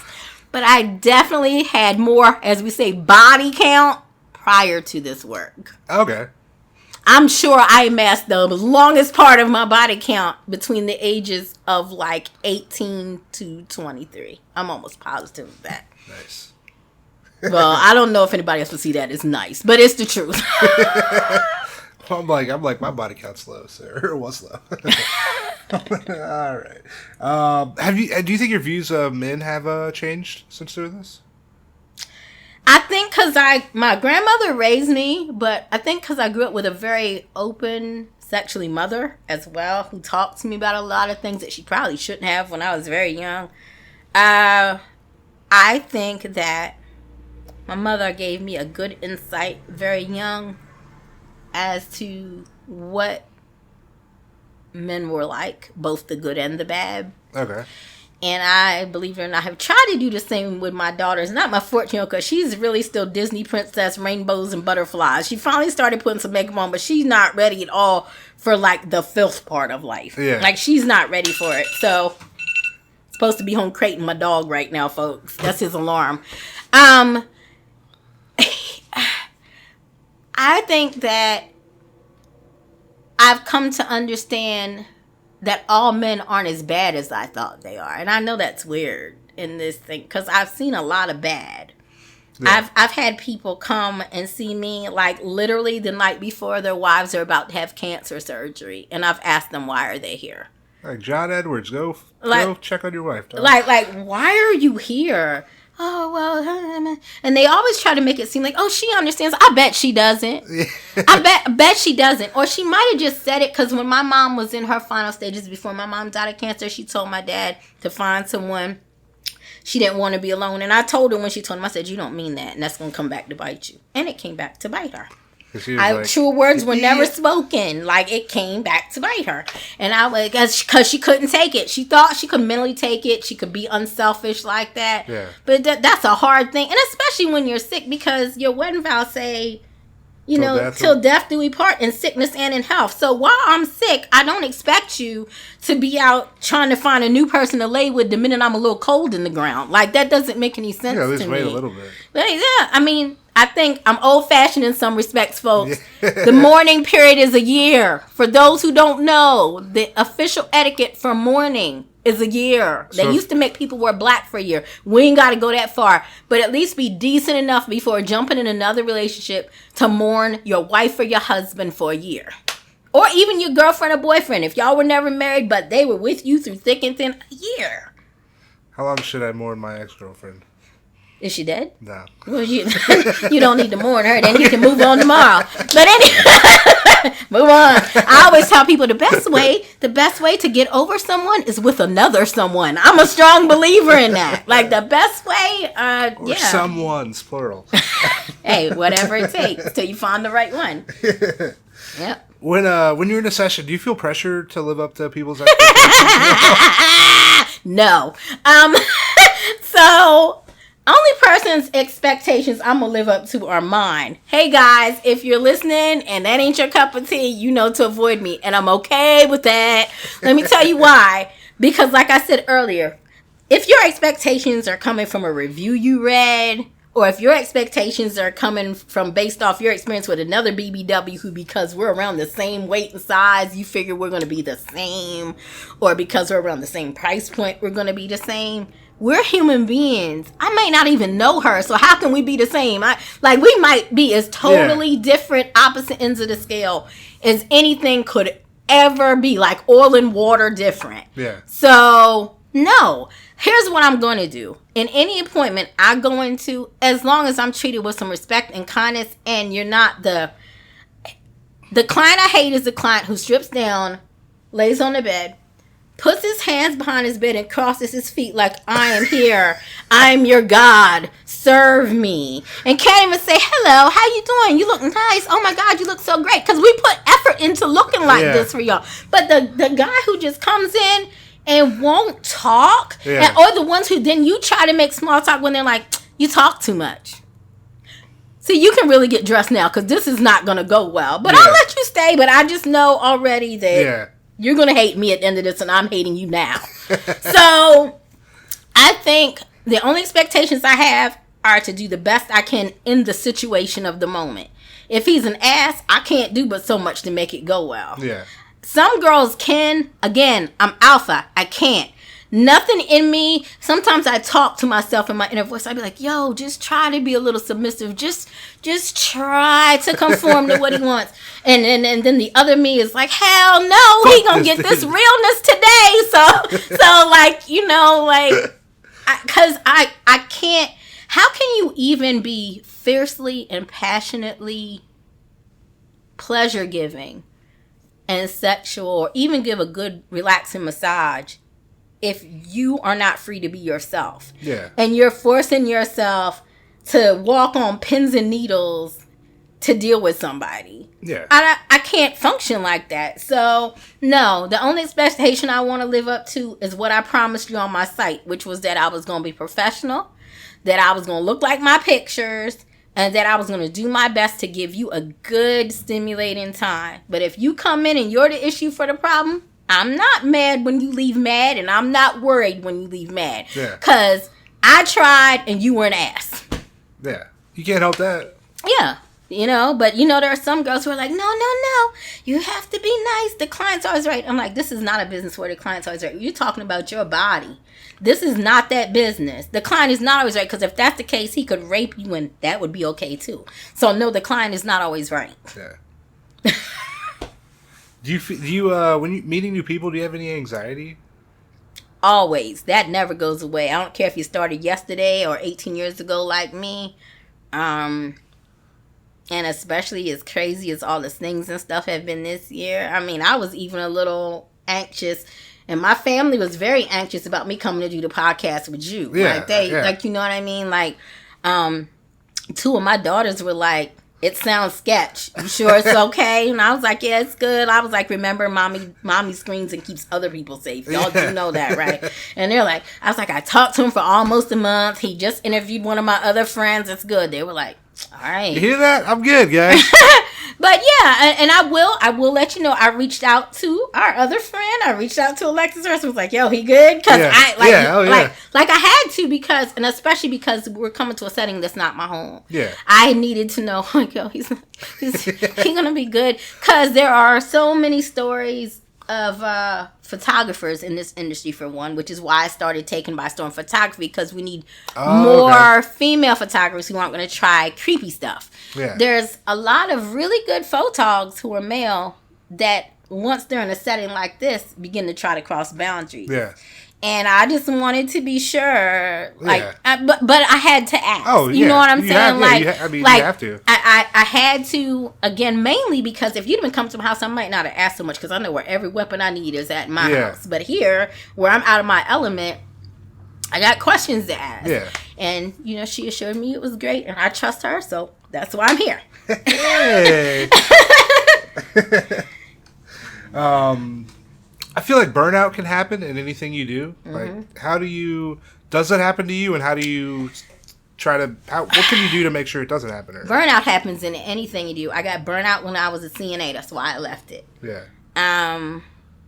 I get burnout time and time from assistant work, and that's why this year I made up my mind on Sundays. I don't care if the sky is falling. I'm not answering shit on Sundays no more. Yeah. Like, I need at least 24 hours to just let myself be me and not answer nobody else's emails, texts, and worry about nobody else's life but mine.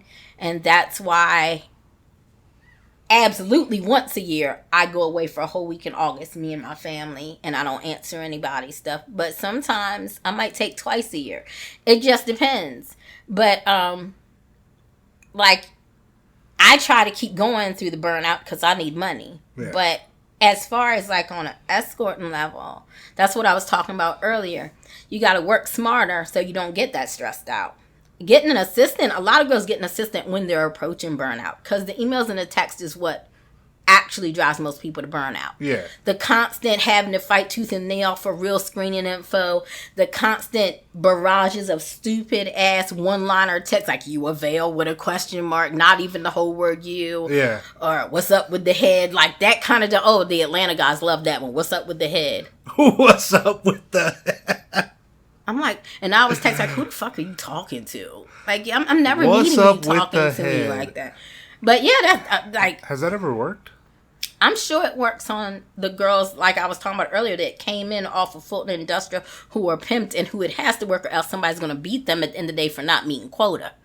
But if that's not what the setting is, it's probably not working on anyone else. And I hate that it works on them, because I hate to see people be exploited. If you want to exploit yourself, that's one thing. But to have some lazy bum-ass dude walking around driving a nice car, taking all y'all's money, where your body and soul is the one doing all the work. Fuck. No. But I would say, like, reel me back to the question again. I lost it. Burnout. So, hey y'all, I know I look 30, but I'm going to be 50 in April, and so my brain is a little sketch sometimes. Hormones all jacked. My brain is sketch all the time. I can't remember anything. That's why you can't, unless someone's forcing you, in my opinion, be happy doing $50 appointments all day, every day. That's too much work.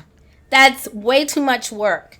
And I'm betting that the people who are offering you that rate aren't the most respectful gentlemen in the world, because a respectful gentleman wouldn't even if all you wanted was 50, he'd tip you another 50. Is it hard to go get out of that? Like, say if you initially start with the 50, is it hard to get to where... You got to clean house. You got to do a lot of rebranding and a lot of marketing. Unless you're like what happened to me and your name is already solid. And you just willing to lose those clients you had before. Yeah. But your name and your online presence, like in Google and stuff, is already so good that you don't want to get rid of it. Although I am launching a new persona in November, but I'm still going to have both my personas. I'm not getting rid of Storm. Yeah. Storm is like a brand that's been around forever. Yeah. It would be dumb as hell for me to just throw that completely away and then start completely fresh, especially when I'm almost retired anyway. Yeah. Like, that doesn't make any sense. But to those girls, because most of them don't have websites or nothing anyway, they can start absolutely fresh. There's no brand yet. There's like no brand. And the only people who know that they were even at that rate is their regs and the guys who only looked on Skip the Games and Mega Personals. That makes sense. But if they save up, I think in Atlanta, the ads are $120, $130. For arrows. Okay. If they save up just that $130, get a friend, anyone with a decent Samsung or iPhone, or even a friend who has a pro camera. Yeah. To take some good pics and to teach them, hey, all right, this requires something a little different. Stop busting it wide open. Yeah. Like, classy men want you to leave something to the imagination. They want to see you bust it wide open, maybe on OnlyFans or clips for sale. But in the actual ad, leave something to the imagination. Okay. Like leave them a reason to want to see you. And I've known this for years. If you give them all that, they sit there and they jerk off, and then they don't need to come see nobody. So they got a freebie out of you. Because you just gave them everything in the ad. You were just spread wide eagle. Nobody now is curious enough to come and see what you really have to offer them. That makes sense. But everybody's worried about fast money. I swear I've been giving this speech for the last week to girls. Like, bruh, like, I know some of y'all feel like, oh, well, Storm is just taking me too long to make money. Slow and steady wins the race. Yeah, do you have any advice for, like, ladies that are trying to start out doing this? Well, they need to know Does this cost money? They need to know it's not easy. They need to know it's not easy. That's the first thing they need to know. I think people look at us on Twitter and Instagram and our pretty lingerie and our pretty expensive shoes and on these nice trips, and they don't know what went into that. I think a lot of them also don't know that either you're like me and you have a second job. Well, actually, my web design business is now my main job. Yeah. But you have something else that you're doing. Or a lot of us actually have significant others and husbands. Or they have a sugar daddy. Or they have a really good regular clientele base. So it does not matter about what they do because their base is already solid. Okay. But when you're just coming in post Fosta Sesta, I tell everybody, I always get girls who are like, I'm going to quit my whole job. I've had one girl that I mentored actually do that 2 years ago. Now, keep in mind, she's model gorgeous. She's very petite in height, but she really looks like a high fashion model. Okay. And she's exotic because she's Peruvian or something. And she instantly went to from $600 an hour to $1,200 an hour, and she makes bank. But she's already got the fancy Mercedes, most expensive class, whatever that line is. She looks the part. That's the most important thing. You got to find what can work for you and look the part. And that's what I tell people. You can look expensive without spending a whole lot. Celebrities wear Fashion Nova. Ain't nothing wrong with you wearing Fashion Nova. I got a whole closet. I got other clothes too, but I got Fashion Nova too, because sometimes when I want to buy a shit ton of clothes because I know I'm going on a tour, but I want to save some money, I'm going to get that shit from Fashion Nova and then accessorize it with the more expensive purse and the more expensive shoes. Okay. You don't have to, men are men. They just know you look nice, you look pretty, and you showed the hell up. I'm not going to be like, oh, this dress, is it fake? And if you are that kind of dude, I'm going to be like, well, let's look on my phone and see where the nearest Chanel shop is, and you can take me and we'll put it on your account. That's what I'm going to say. If you want to complain about it, buy me something different. And I think that's fair. Got you, I think that's fair. But the main thing is they got to get in where they fit in and make that work for them. If you know you will never fit into, or you don't have the gift of gab, conversation, and education to market as an elite, because those guys are expecting you to be able to talk about travel, talk about politics, talk about, intelligent topics. And the only thing you can talk about is Future's last mix CD. That's not your wheelhouse. So then go back to marketing as the girl next door. But you can be the girl next door and still be classy, though. Yeah. You can be the girl next door without busting it wide open in your tube socks. You don't have to do that. There's a way of doing things. But the most important advice is, if you're going to do it, you got to learn how to screen. If you can't afford an assistant, which you probably won't be able to, at least till you've been in 6 months and really gotten the ball rolling, at least ask others how to do it. And read what you can online about how to screen, because that's going to be the most important thing. And then the second thing, like I said, get some high definition pictures. I don't care who you have to take them. I'm not going to ram paying a $300, $400 an hour photographer down your throat. Yeah. That's ridiculous when you're first starting out. But get somebody to take them and stop thinking arrows cost too much. Okay, but I used to tell people all the time, when we were on Backpage Atlanta, because there's so many girls in Atlanta, you literally had to move your ad up about 7 times per day to still be visible. Damn. Each ad was $14. 14 times 7 a day times at least 5 days of the week. Eros only wants $130 from you for the month. You gave Backpage more than that. Oh, shit. By the end of the day. And that was every week. And y'all are complaining because y'all are looking at the lump sum. But trust me, every time you ran your card Backpage for $14, especially if it was 5, 6, 7 times a day, and especially if it was 7 days a week, you could have got 3 different Eros ads up. Damn. There's really no excuse for not trying to better yourself. Get yourself a website so people will want to screen. Men generally don't want to screen for girls who they don't see any professionalism from, who they don't feel like they can trust with their information. Yeah. Can't afford to have someone build you a website. There's Wix. That can be completely free. They do have package you can pay for, but you can do it for free. Squarespace is probably the easiest site builder for someone who needs to do it themselves. It'll be $26 a month for hosting, and you'll pay $18 for the domain for once a year. And who else? I just had to email this free escort website builder list to a girl yesterday who can't afford to pay me yet to do a site, but needs to put something up to get the ball rolling. I can't think of the list, but those are two that are actually really good. Oh, Cuties tools.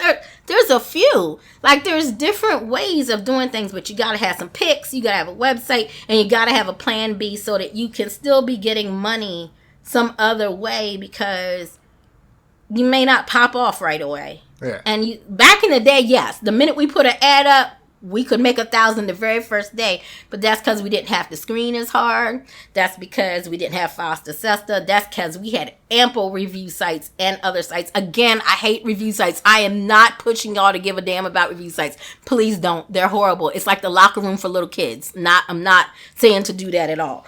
But yeah, like, you just gotta know that it's gonna be hard work. And you got to give what you take. I've had people come to me who aren't making anything and want my help. And then every suggestion I give them, they're too lazy to do it. Or they want to whine and tell me why they can't do it.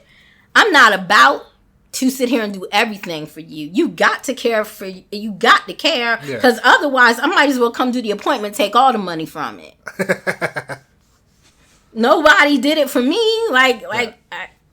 Part of being a millennial even buckles down to those girls. They just entitled, and they think the world should just give them instant gratification for whatever they want to do when they want to do it. They don't like, why you ask me what you should do if you're not going to listen to me, or if you're going to turn it around and say I was the bad guy and I was mean to you because I told you the damn truth. What if you're a millennial out there and you're listening to this podcast right now, I'm a millennial too. Hey, we're cool. Hey, y'all might be cool, but you know I ain't lying about a lot. You know? Do you have any advice for clients? Seeing any clients at all that would might be jumping into this? Again, FOSTA-SESTA's made everything hell for everybody. So, at least when you contact a girl who might just be starting out, or just any girl, check her online presence. Check and see that she has 3 to 6 months of ads, website, at least ads if she doesn't have a website, some social media presence. Just check and make sure she's legit, because a lot of these ads that you see are too good to be true. Are the police. So, and if they're not the police, they're the stick-up kids, as I like to call them, the people who want to rob people. Okay. So I feel like you got to do your research. You research your TV, your dentist, your doctor, your attorney, the kids, your schooler, the school your kids are going to go to when you move into a neighborhood. You shouldn't treat this any differently. Yeah. It's still a business at the end of the day. And in other words, you got to screen us just like we screen you. Yeah. Not with the same information, because we're the one bearing the most illegal burden. So when guys say, well, if I send you all my screening information, you're going to send me your ID and real name too? No, because you've already had a way to research me. Yeah. You saw a full site. You read all about me. You know whether I'm legit or not. I don't have any idea who you are. So no, guys, the whole send me your real information in exchange for it really doesn't work and even up like y'all think it does in your heads. It's not the same. Yeah. Damn. Where do you see yourself in 5 years? What do you? I know you said you're retired. I better be remarried. That's the first damn thing that better happen. 'Cause he's waiting on you. He's waiting on you to get out. Yeah, that's fine, but it better happen. I better be remarried. You heard that, dog. I hope to be happily living on the West Coast somewhere, and I hope to also be able to afford my dream little getaway cottage on the sea in Italy, because I'm determined that by the time I'm old and ready to die, I just want my family to take me to Italy, sit me in my rocking chair. I want to look out at the seashore, and I want to happily pass drinking a good glass of wine and eat some good ass, real authentic Italian pasta. That's it. In your own house? In your own Italian house? Yeah. smelling the breeze. That's what I want. Hell yeah. Do you? I always like to end on. You got anything? Any funny story? Anything good? Well, there have been doozies, but about I think 2015 it was, and my friends and my boyfriend never let me forget this. Because I have a real aversion to spit. Okay. I had it when I worked at the nursing home. I had it as a mother. Little baby drool. I can cope, but I still don't really like it. Yeah. This guy who looked A, and I'm chunky as hell. Y'all know I'm a BBW. But I'm just describing him so that hopefully you can get the visual. This guy sent this picture. He had like a unibrow, some like super thick glasses. I'm blind as a bat and I'm supposed to wear stigmatism glasses too. I just don't. So again, no harm, no foul. But I want you to get the picture. Try to close your eyes and envision him. So far we got Borat with some thick glasses. And kind of greasy curly hair and like fat and in a white t-shirt that looked like it had a grease stain on the collar. This is the pic I was sent. Okay. With those eyes like you see all the serial killers have, like that real not really in their body look. Okay. You know what I'm talking about? Like that spacey, like they're looking that through the camera. Weird kind of look. And his email was, I'm a virgin. Oh, by the way, I don't see virgins. I know some girls do. No virgins? I will not see them. And as a matter of fact, all of them that come to me, I'll go ahead and give them a massage, but I tell them that's something really special. And that shouldn't be given to someone who you had to pay for it. Damn. As a mom, I can't do it. You can't do it? I can't. I still have some morals, y'all. I know it's a little crazy, but yep. I turned them away. I will not deflower a virgin. Have you ever been with anybody and then they're like, I wasn't. No, they told me before, thank God. In my personal life, I had a boyfriend who told me after, and that still kind of took me aback. But at least we were it was like a relationship, so it was okay. But back to this creep. Okay. So this picture's glaring up at me. I'm already like, by the pic. But then he says, I don't know if he said he was a virgin or if he was just sexually unexperienced, but I think he said virgin based off where the conversation went after that. Yeah. He then said, I'm not very good at kissing. I haven't really done it that much. So would you be okay if I drooled a little bit down your face and then sniffed it? Sniffed the drool? Yeah, sniffed the spit. I was like, okay, hell no. I put my computer away for the rest of the day. I'm off. I'm off for the rest of the day. Sometimes, so that you don't spaz, you just have to put your computer away and be like, fuck this shit. Yeah. Like, I don't know what the fuck that was, but like, and I showed this picture to my friend. They were like, "Oh yeah, he looks crazy." I'm like, right, like he's gonna chop me up and he's gonna sniff the drool, and then I'm never coming back home. So I was like, yeah, I'm good on that shit. I'll see you later, dog. Yeah, he was weird, and I swear at least once a year, one of my friends remembers that story and jokes me and is like, "Can I drool on your chin?" That's funny. Oh yeah, so I thought I'll see ads, right? Mm-hmm. Some providers they'll be like no AA, right, for no black dudes. I'll see it from both providers that are black, from providers that are not black. Yeah. How do you feel about that? What are y'all. What are your thoughts about that? Y'all, I know some of y'all already know my thoughts on this because I've been very, very vocal about this over the years. So, and my boyfriend doesn't agree with me necessarily, of course, because he's a black dude. Now, here's where I land. I'm not a racist. I love black men. My kids are black. I love black men, however, mainly in my personal life. I don't have a no AA rule. I have a certain AA men rule. Okay. So, unfortunately, and I've explained this in depth on my website, because I have a section that says rules for black clients that takes them to a whole different page. Really? I'm that serious about it. Shit. Because, and it's not even everywhere. I didn't even have to make this up till I moved to Atlanta. Because in D.C., it doesn't matter what race you are. People generally are well behaved. But here, I think everybody really thinks they're living in a hip-hop video. Okay. And they think they can be that kind of disrespectful. And like I said, that what's up with the head shit and all these other shenanigans.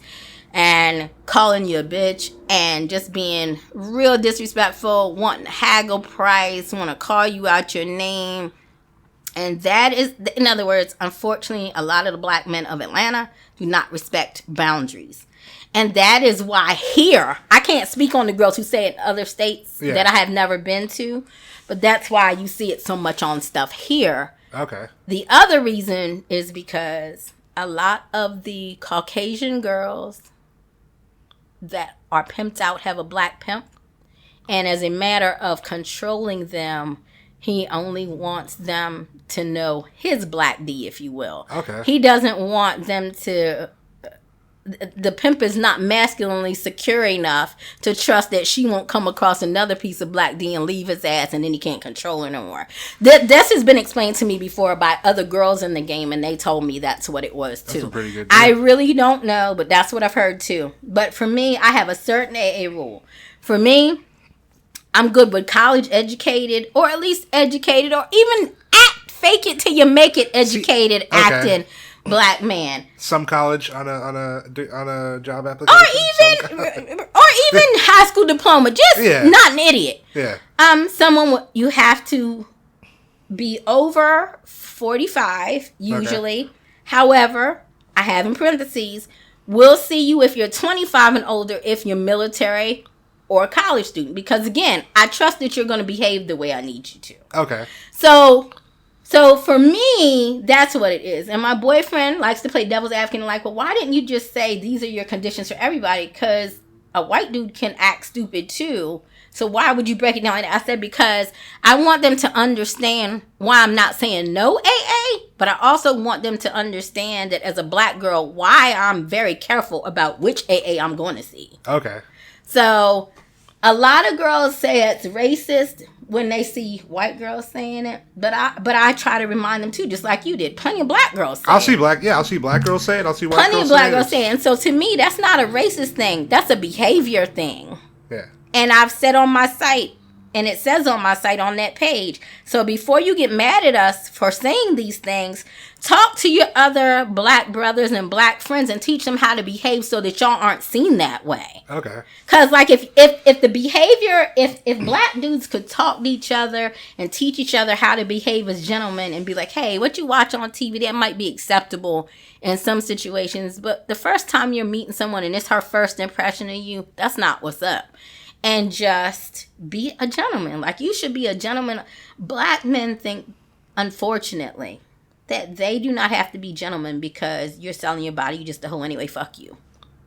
I can understand that. I've talked to people that have expressed those opinions. Yeah. And see, that's not true. That's crazy.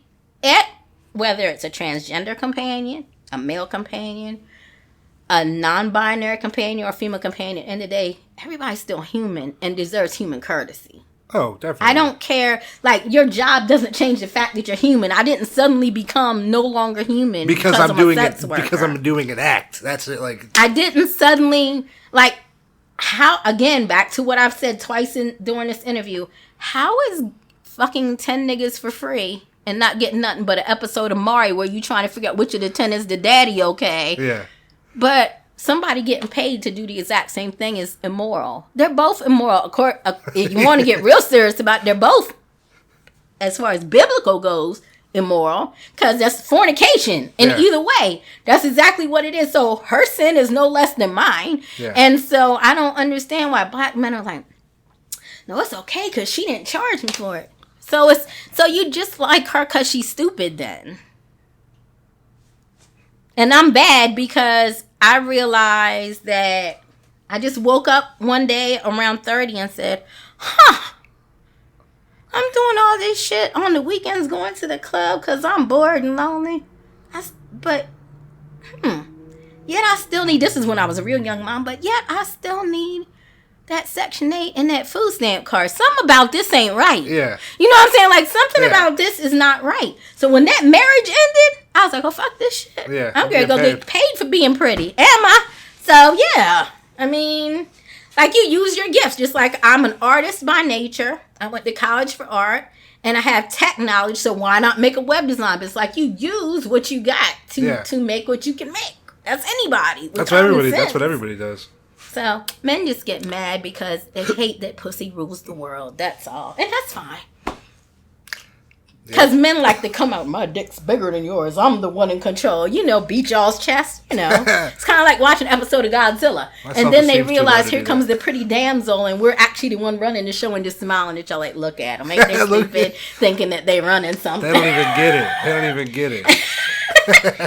Yeah, so. My oldest son put it real well when he was talking to me, my boyfriend, my 26-year son. He was like, basically, the pussy runs the house. Like, a lot of men don't want to come to her. I'm the king of the castle. This is my house. No, the pussy runs My mom makes more. She's the It's not even about who makes more. Even if your mom was broke as hell, she'd still... Oh, and this. Just let me leave everyone with this. Because I have heard other podcasts that are not related to sex work, like the Joe Budden podcast and other things, talking about this topic about tricking and Johns and shit. Okay. So let me just break this down for the universe. My boyfriend puts his head down a little bit when I mention it, because I don't think he quite agrees with my views, but my views are in fact true. If you go to another country and you want to marry their daughter, you have to provide a dowry, which is basically a payment for their daughter. Yeah. When you get married or when you're dating a woman, you're going to give up at least half of your paycheck on Friday once things become serious, or you're sleeping on the couch and she's not giving you no goodies for the rest of the month. Wait, what? If you're in a relationship and you're not paying half the bills, like you're not saying, here's half the paycheck cool. to go pay the bills, to get your hair done, whatever you want it for. She's putting your ass with a blanket on the couch, and you ain't getting none of the goodie cake for the rest of the month till you provide something for her. So I don't understand why men, or you just met a girl, you're taking her out, you're buying drinks, outfits, flowers, till you really woo her for a while. Yeah. All men pay for pussy in one way or another. I don't know why y'all don't think you do, and why you think, well, that was in a relationship. That was different.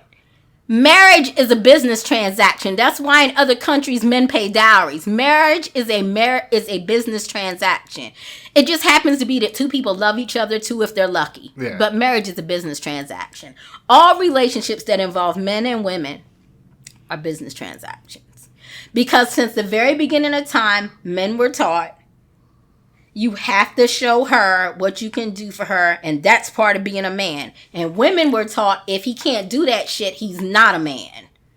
Yeah. And so for those of you who think you've never tricked, you have. She just did that shit so slick you didn't know you'd been had, but you have tricked before. Every last man was got her. And she walked away smiling to get her nail and her hairs done.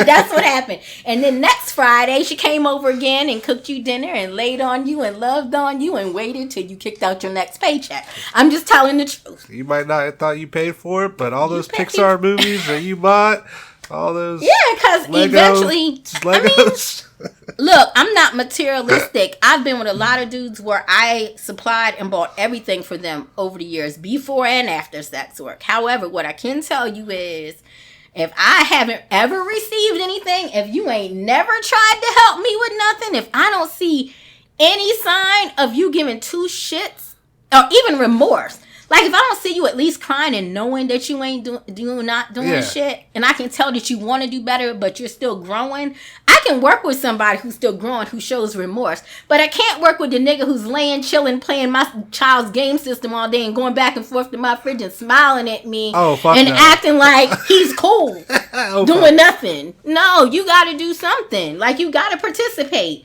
I don't care what it is, whether it be help take pics of me when I need them, whether it be watch my kids when I go out of town to get my bread, whether it be just being moral support when shit gets rough for me. You got to be contributing something, because if all you can do is supply D, A, I can get that anywhere. Yeah. B, you gonna eat up all my kids' food, I'm gonna put a lock on the fridge. Like, shit like that ain't gonna play out with me. You need to go and do something. Like, yeah. You can't get high and eat up all your baby cereal.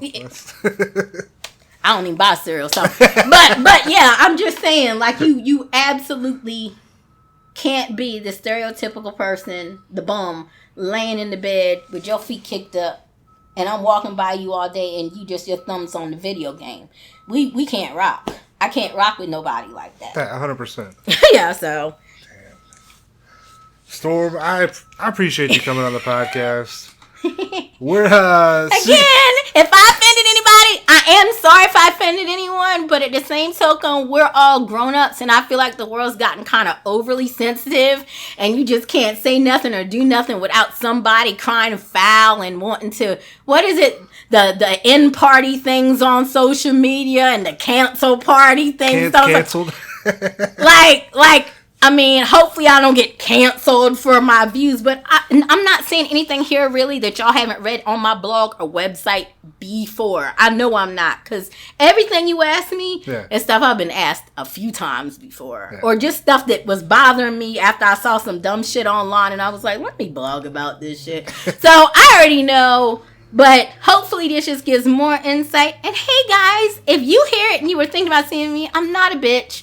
I promise. I'm just very alpha and don't have time for fuck shit. That's all. But I'm really a sweetie if you come in the door the right way, or if your first initial email to me is the right way. We're cool and you'll have a great time, because I love meeting new places and I love dressing up. So hey, come get me. Let's go somewhere we can dress up, make a night or 2 days of it. You know, it won't be cheap, but it'll be fun. Heck yeah. Where can the people find you? This is going to be a lot. So, my main site is seductivestorm.net. My dominatrix site is goddessstorm.net. And then for more frequently updated pictures and videos of me, it's stormvision.online. And if you are another sex worker who needs any of my services like web design, assistant work, SEO, that is takenbystorm.co. Takenbystorm.co. Awesome. What about Twitter? Where can we find you on Twitter? Oh, Twitter. I have 4 Twitters. I'm just going to give y'all one because I don't even know the other ones by heart. But the main one, I can give you 2 of them. So if you need web services or whatever, that's at Storm Assist with an S on the end of assist. If you're just trying to check me out, like, you know, as a companion or whatever, it's at Supergirl Storm. Supergirl Storm? Mm-hmm. Awesome. Yep. Heck yeah. Storm, thank you so much for being on the podcast. I'm happy to be here. I guess I better get home, though, before my family thinks I was kidnapped. All right. Thanks for checking out the podcast, and we'll see you later. That was fun. That was my interview with Seductive Storm. Thanks for sticking around. That was a long interview, but that was a lot of fun. I definitely enjoyed that. Shout out to Storm. Storm, thank you for coming on the podcast. I know she just plugged her social media. I'll plug it again, at Supergirl Storm on Twitter, and her website, takenbystorm.co. Check it out. You know. Thanks. This has been episode 7. We're back every single Tuesday. Social media, Full Service Pod, Twitter and Instagram, Gmail. Send us an email. Shout right to the podcast. You know, I need to know who's listening to the podcast. All I know is that when I bring up the podcast to couples and then they ask me about the podcast and I tell them what it's about, people start arguing in front of me. And it's a beautiful thing to see. Because I'm like, hey, I'm just doing a podcast. And then they're like, why do you want to know about the podcast, honey? And then they're like, oh, you know. So I've seen it happen multiple times. It's so funny. But no, fucking, if you're listening to the podcast, I really do appreciate it. Spread the word. Tell your friends. Subscribe, you know. We're on a lot of podcast platforms. Whatever you're listening to us on, subscribe. If you can give us a rating, give us a rating. If you're listening to us on iTunes, Apple Podcasts, give us that. Hit us with some stars. You know, write a review. You know, make me smile. You know, or just like if you write a negative review, like that also will make me smile. You know, because you're listening to the podcast, obviously. Hopefully somebody didn't just fast forward through this whole thing, just hear me to tell, like, you know. But no, write reviews. It helps for visibility for new podcasts. We're still in week 7. It's still new. We're still doing shit. You know, we're still learning things. But yeah, write to the podcast. You know, I do want to know who's listening to the podcast. Fullservicepod@gmail.com. Let us know what you want to hear on the podcast. maybe who you want to hear on the podcast, fucking whatever, you know. I'm trying to be inclusive. Hey, look at me. But no, this has been episode 7. I keep fucking rambling. Next week I got a solo coming at you with that solo. I don't know what it's gonna be about, but it's gonna be good. And then I got more interviews for you. I've got them lined up. So I'm excited. I appreciate you listening. This has been episode 7. We'll be back at you next Tuesday, every Tuesday, until the end of time, until that meteor hits, baby. We'll be here. I'm Tank Smith. This is Full Service. Peace.